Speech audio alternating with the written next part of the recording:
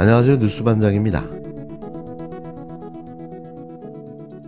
너무 기뻐서 소리를 질러댔더니 목이 좀 잠겼습니다. 어제는 그만큼 기쁨에 환호를 칠 수밖에 없는 날이었는데요. 저도 국민 승리의 기쁨을 함께 나눴습니다. 다시 한번 대한민국의 저력을 느낄 수 있었는데요. 11일간 벌어졌던 내란 수괴 윤석열의 친위 쿠데타가 막을 내린 거죠. 12.3 내란 사태를 일으킨 내란 수괴로 지목된 윤석열에 대한 두 번째 탄핵소추안이 마침내 14일 국회에서 가결됐습니다. 찬성 204표, 여당에선 12표의 이탈표가 나왔고 비상계엄 11일 만에 윤석열의 대통령 직무는 정지됐는데요. 혹시 이날도 탄핵안이 부결될까봐 가슴을 조여야 했습니다. 내란 공모정당, 내란의 힘 의원들의 결정이 오리무중이었기 때문인데요. 하지만 그들도 윤석열의 위헌 불법적 행위를 부정하지는 못했습니다. 우리가 그토록 원하고 바랬던 윤석열에 대한 두 번째 탄핵소추안이 국회 본회의에서 가결됐는데요. 찬성 204표, 더 많은 표가 나오기를 바랬지만 국힘당에선 12표의 탄핵 찬성표가 나왔습니다. 12.3 내란 사태가 벌어진 지 11일 만에 윤석열의 직무가 정지된 겁니다. 대통령이 자신의 권력을 유지하기 위해 군대를 동원해 국민 주권을 찬탈하고 행정 권력뿐만 아니라 입법과 사법 권력까지 장악하기 위해 벌린 내란 행위입니다. 총 투표수 300표 중 가 204표, 부 85표, 기권 3표, 무효 8표로서 가결되었음을 선포합니다. 민주주의는 국민의 삶으로 증명됩니다. 국민 여러분의 연말이 조금 더 행복하기를 바랍니다. 존경하는 국민 여러분, 여러분이 이 나라의 주인임을 증명하고 계십니다. 1차전의 승리를 축하드리고 감사드립니다. 저는 오늘의 결과를 대단히 무겁게 받아들입니다. 집권여당의 대표로서 국민과 함께 잘못을 바로잡고 헌법과 민주주의를 지키겠다는 말씀을 드립니다. 범야권 192명을 제외하고 국힘당에서 12표의 찬성표가 나온 것으로 보여지는데요. 국힘당이 윤석열 탄핵안에 반대하는 당론을 유지하기로 했지만 공개적으로 찬성 입장을 밝힌 7명보다 더 많은 소신 투표가 나왔습니다. 지난주 윤석열에 대한 첫 탄핵 소추안 표결된 국힘당이 표결에 아예 참여하지 않기로 하면서 의결 정족수를 채우지 못해 투표 자체가 성립되지 못했지만 이번엔 국회의원 전원이 투표에 참여했는데요. 이번 탄핵 소추안은 내란 수괴 윤석열의 불법 비상계엄 선포 과정에서의 계엄군 국회 투입, 국회의원 체포 시도 등 내란 혐의로만 채워졌습니다. 우원식 국회의장은 국회는 헌법재판소 탄핵 심판에 충실히 임하고 공석인 헌법재판관 임명도 신속하게 이루어질 수 있도록 노력하겠다면서 국민들에겐 일상으로의 복귀를 당부했는데요. 가슴이 벅차고 진한 울컥함이 밀려오는 순간이었습니다.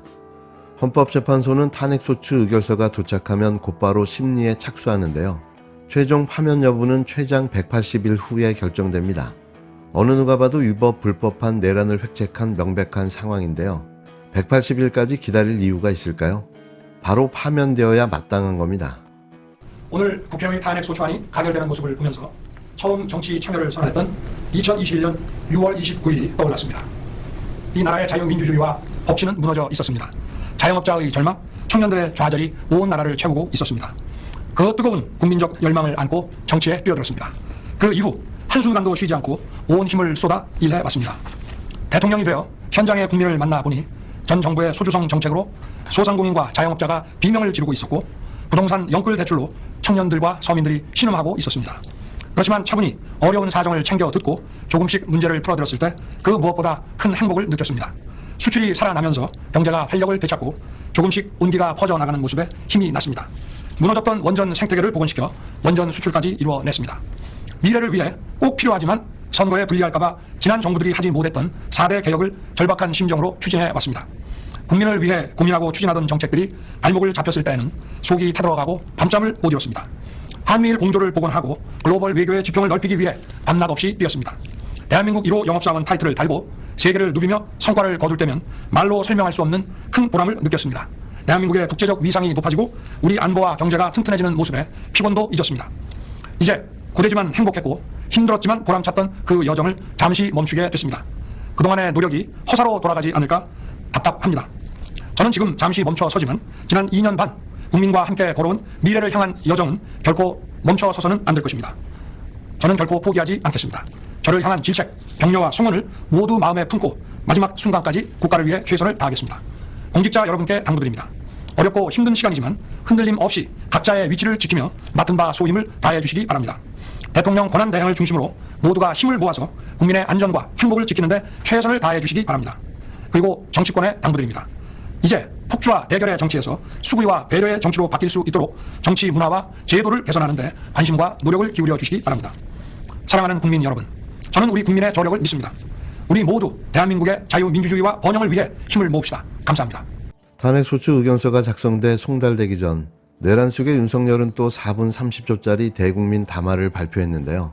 아직도 꿈속을 헤매고 있는 내란 속의 윤석열의 모습에 전 국민은 아연실색할 수밖에 없었습니다. 끝까지 구질구질했는데요. 탄핵당한 자의 입에서 또 전 정부 탓을 해대며 자신이 옳았다는 변명 끝 궤변을 쏟아냈습니다. 역시나 반성의 말은 단 한마디도 하지 않은 거죠. 자신은 신음하는 서민과 청년의 고통을 보듬고 안보와 경제를 튼튼하게 하는 업적거리로 행복하고 보람이 있었다고 스스로를 칭찬하는 자화자찬의 평가를 내놨는데요. 끝까지 미친 자임을 스스로 증명해 보여줬습니다. 윤석열의 대통령 직무 권한은 즉시 정지됐고 한덕수 국무총리가 대통령의 권한을 대행하게 됐는데요. 문제는 비상기염 직전 국무회의에 참석한 한 총리 역시 내란죄 의혹의 수사 대상인 겁니다. 쉽게 말해 언제든 또 대행 거리가 생길 수 있다는 말인데요. 그 다음 순서는 최상목 경제부총리. 하지만 이 역시도 내란죄 공모자로 수사 대상인 거죠. 그렇게 되면 몇 번째 국무위원이 대통령 권한대행이 될지도 알 수가 없는데요. 마치 드라마 속 지정 생존자에게 위임되는 대통령의 권한처럼 말이죠. 상황이 이러다 보니 혼란 속 국정을 수습해야 하는 입장이지만 오히려 또 다른 혼란을 불러일으킬 수도 있습니다. 아직 끝날 때까지 끝난 게 아닌데요. 추미애 더불어민주당 의원은 14일 믿을만한 제보에 의하면 여인영 국군 방첩사령관이 정성우 방첩사 1처장에게 계엄 선포 직후 검찰과 국정원에서 올 것이다. 중요 임무는 검찰과 국정원이 할 것이니 그들을 지원하라고 지시했다고 밝혔습니다. 추 의원은 검찰이 이번 12.3 내란 사태에 깊숙이 개입한 정황이 드러났다고 폭로했는데요. 아직도 더 밝혀져야 할 내용이 있는 거죠. 아니 현재도 윤석열의 내란은 아직도 진행 중일 수도 있는 겁니다. 끝까지 이 악랄하고 무도한 자가 무엇을 벌이려 했는지를 밝혀내야 하는데요. 두 번 다시 이 땅에서 이러한 일이 벌어지지 않게 하기 위해서라도 말이죠. 검찰이 이번 불법 계엄에 깊숙이 개입한 정황이 드러났습니다. 믿을 만한 제보에 의하면 여인형 방첩사령관이 정성우 방첩사 1처장에게 계엄 선포 직후에 검찰과 국정원에서 올 거다. 중요한 임무는 검찰과 국정원에서 할 거니까 그들을 지원하라. 라고 부하들에게 지시했다고 합니다.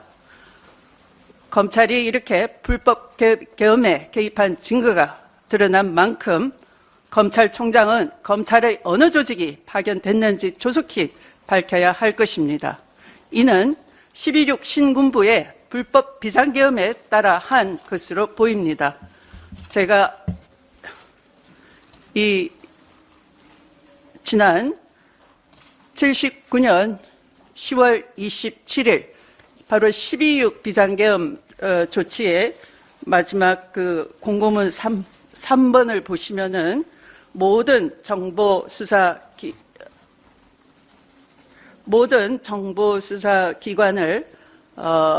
기관의 업무를 조정한다에 첫 번째로 검찰이 등장합니다. 이에 따라서 그대로 시행한 것으로 보입니다. 검찰의 어느 조직, 누가 몇 명이 들어갔는지 조속히 검찰총장은 밝혀주시기 바랍니다. 우리는 대한민국 국군이 전체적으로 건강하다는 것을 확인했고 또한 믿고 있습니다. 아시는 것처럼 이번 불법 계엄에도 불구하고 방첩사 출동 대원 중에는 중앙선관위에 가라고 한 상부의 명령을 거부하고 컵라면을 먹으면서 이동을 지연시킨다든가, 또한 수원 선관위로 가라는 명령에 거부하면서 휴게소에 들리는 등 불법 명령에 저항하는 훌륭한 모범 사례를 보았습니다.